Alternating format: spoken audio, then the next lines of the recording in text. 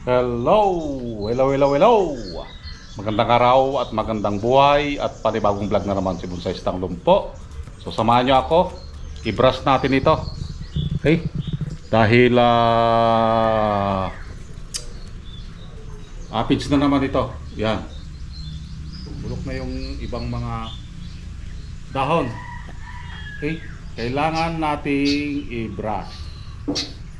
Yan. So, linisan natin lahat para matanggal yung aphids. So, nakapitan na naman ito ng aphids dahil tag-ulan ngayon.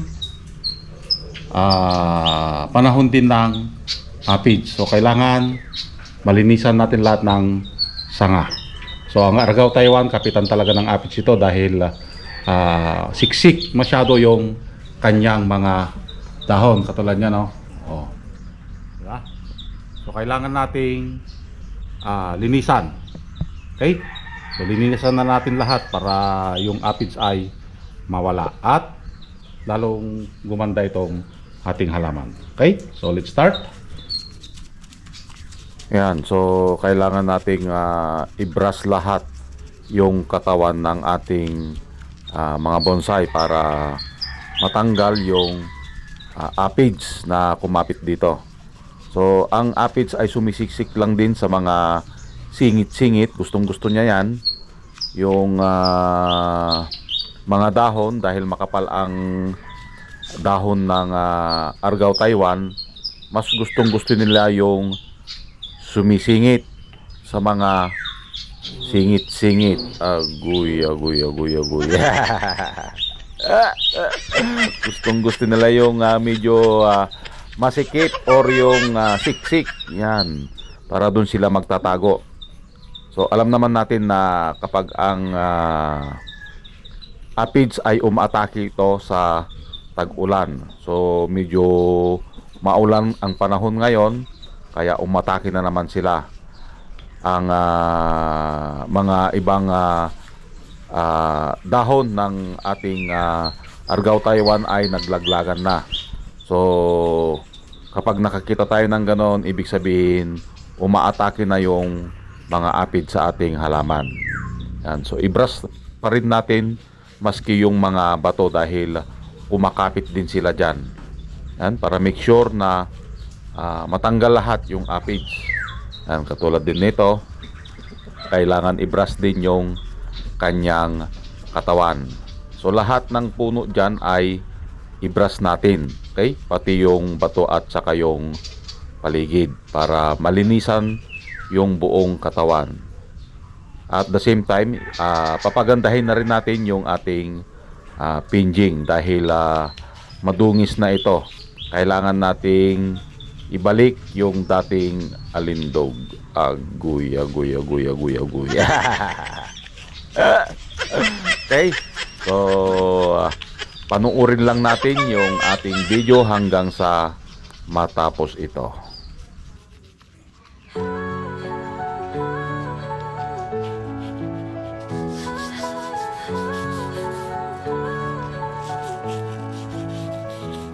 Sa dilim ng gubat, ako'y naglalakad. Scout ranger, ako sniper sa likod ng lakad.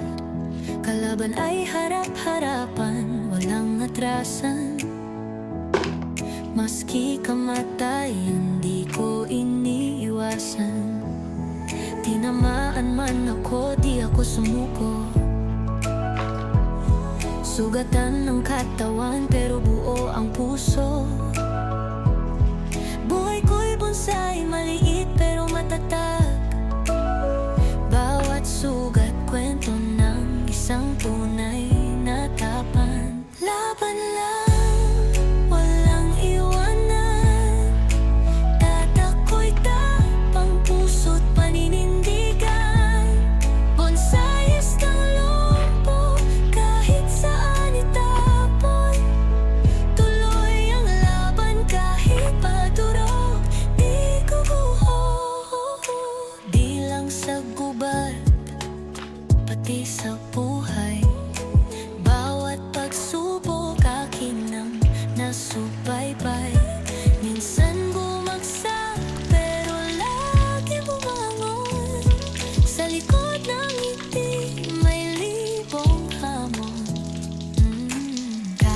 na'y pilay, hindi pipikit. Pangarap ay tanaw, di ko i-give up to legit. Bonsai man ako, pero puno ng lakas. Aking tapang di mo kayang sukatin sa tatas. Laban lang, walang iwanan. Tatako'y tapang puso't paninindigan. Bonsais ng lupo, kahit saan itapon. Tuloy ang laban kahit padurog, di guguho. Sa bawat bonsai may kwento ng lakas. Kahit putol ang sanga, may ugat na matikas. Ako'y patunay na kahit may kapansanan, pwedeng maging bayani, tagumpay ang hantungan. Laban lang, walang iwanan. Tatako'y tapang puso't paninindigan. Bonsais ng lupo, kahit saan itapon. Sa laban ng buhay, ako'y iyong sandigan.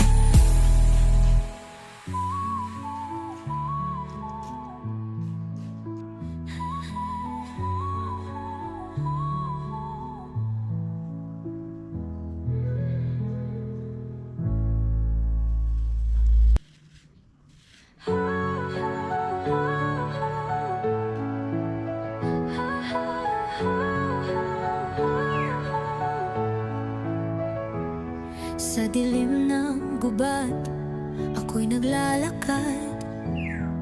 Scout ranger, ako sniper, sa likod ng lakad. Kalaban ay harap-harapan, walang atrasan. Maski kamatayan, di ko iniiwasan. Tinamaan man ako, di ako sumuko. Sugatan ng katawan, pero buo ang puso. Buhay ko'y bonsai, maliit pero matatag. Bawat sugat, kwento ng isang tunay na tapan. Laban lang, walang iwanan. Tatako'y tapang puso't paninindigan.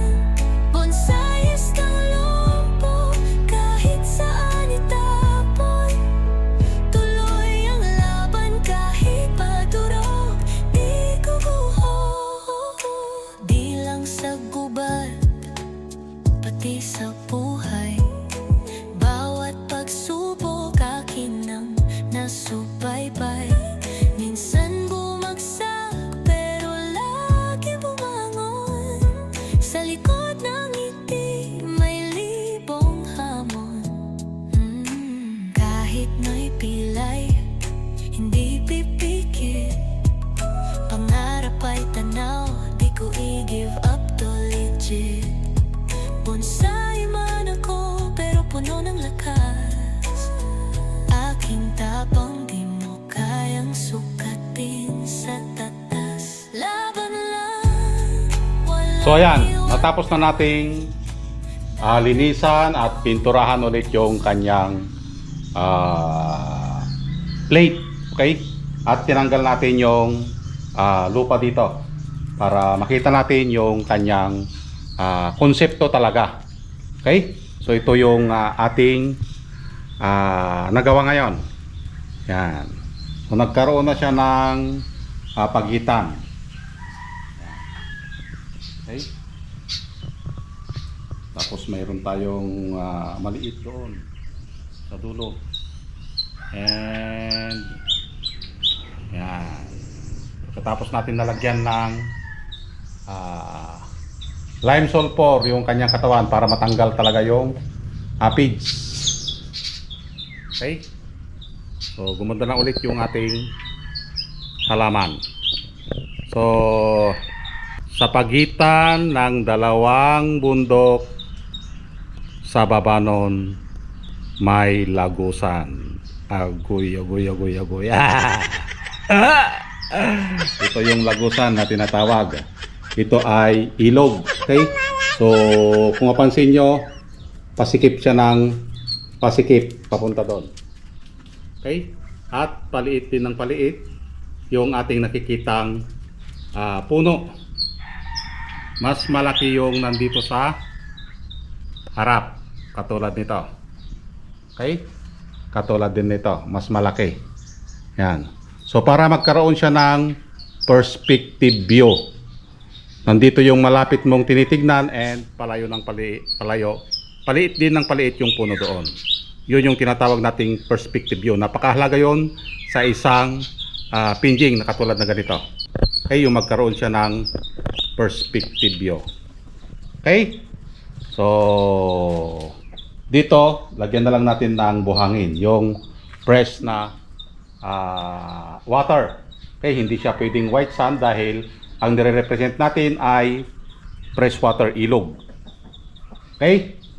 So, sa pagitan ng dalawang bundok, sa baba nun, may lagusan.